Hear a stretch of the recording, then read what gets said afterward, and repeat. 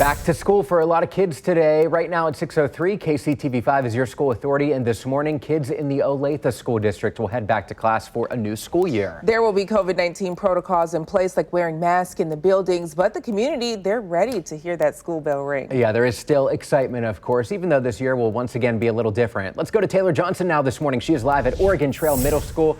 Taylor, what can parents and students expect as those kids walk through the doorway? Well, as you mentioned, there's a lot of excitement to be expected today, and things are actually starting to warm up out here at Oregon Trail. We see some lights are actually on in some of the classrooms here as they prepare for the students to come back to class. Now, K through 5 and grades 6 and 9, they're going to have a half day tomorrow, and then other students will come in, or today, I'm sorry, then other students will come in tomorrow. Now, I had an opportunity to speak with the district superintendent, Dr. Brent Yeager, and he says that students will be learning in person. Now, last year, around 7,000 students in the district learned virtually, and he says they will all be back. Now, although there's a couple hundred students enrolled in virtual school, there will not be hybrid learning options this year.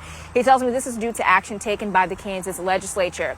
Now, masks are required for all students and staff in the district, and Superintendent Yeager says having that requirement will be helpful since classrooms aren't big enough for social distancing, and he says it will ensure that in-person learning can keep going.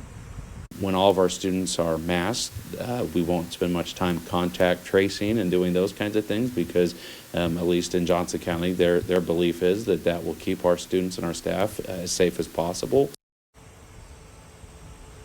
Now, again, grades K through 5 and 6 and 9 will be back in the classrooms today, and then all other Olathe students will be back tomorrow. Now, coming up in our next half hour, we're going to hear from a few students who talk about just how excited they are to be getting back to school this year.